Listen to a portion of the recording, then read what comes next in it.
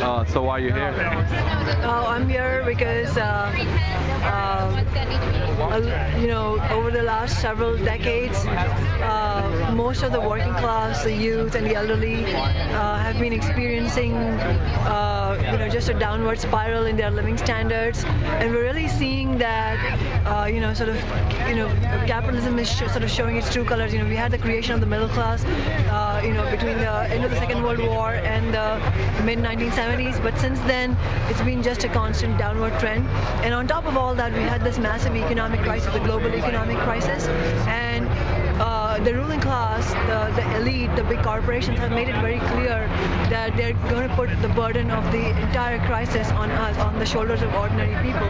And I think people are sick and tired of being the underdog and facing constant budget cuts, not having health care. I mean, the United States is the richest country in the world in the history of humanity, and 46,000 people are dying because they don't have health care, for basic health care.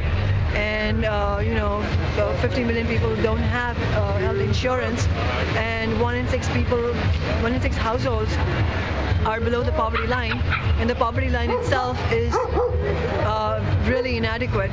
So you're just seeing an already massive inequality becoming even stunningly wider.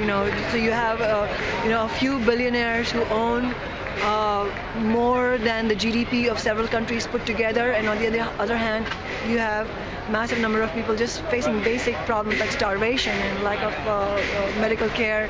And if you look at this problem globally, it's huge. I mean, just this summer, 25,000 people have died simply because they didn't get food, out of starvation in the Horn of Africa, in Eastern Africa.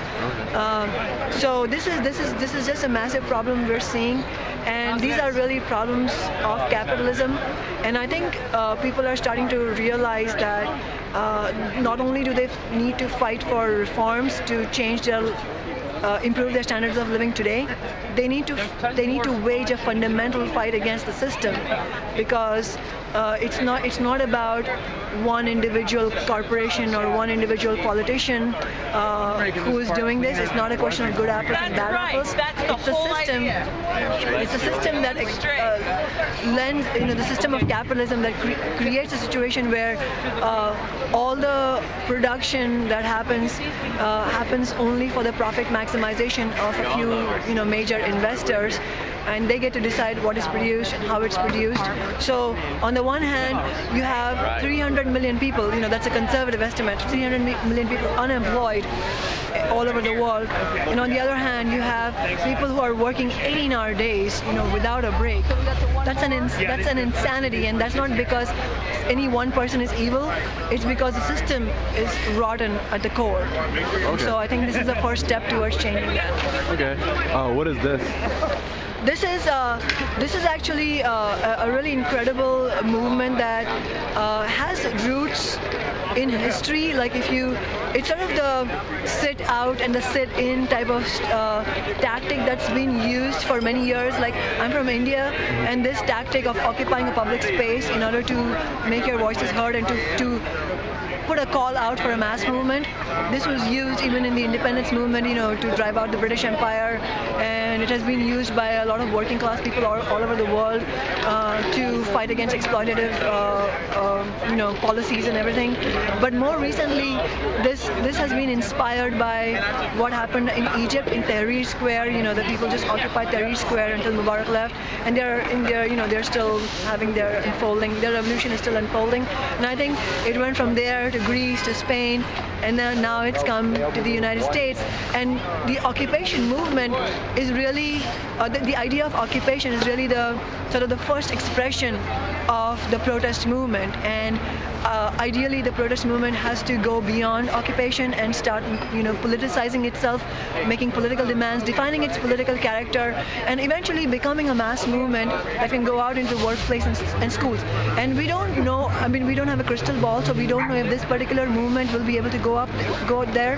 But I think this occupation movement has already been successful in its own right because it has raised the consciousness of a mass of Americans, and it has really brought in youth. This has been the most important thing about this occupation movement. It has brought in youth who went from feeling sort of disengaged from the political system to feeling really engaged and alive, and they want to participate and they want to put their voice in, and that's been the major change. Okay. What do you hope to get out of this?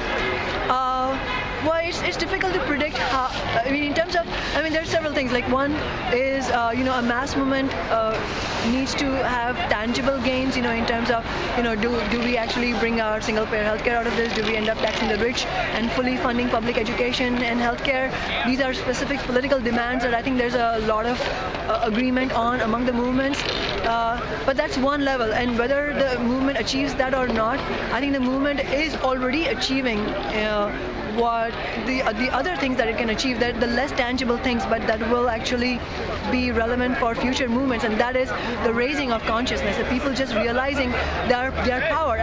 One of the major reasons why a system of deep inequality like capitalism functions is because most of the people at the bottom don't know that they are powerful, because they're all separate, they're individuals.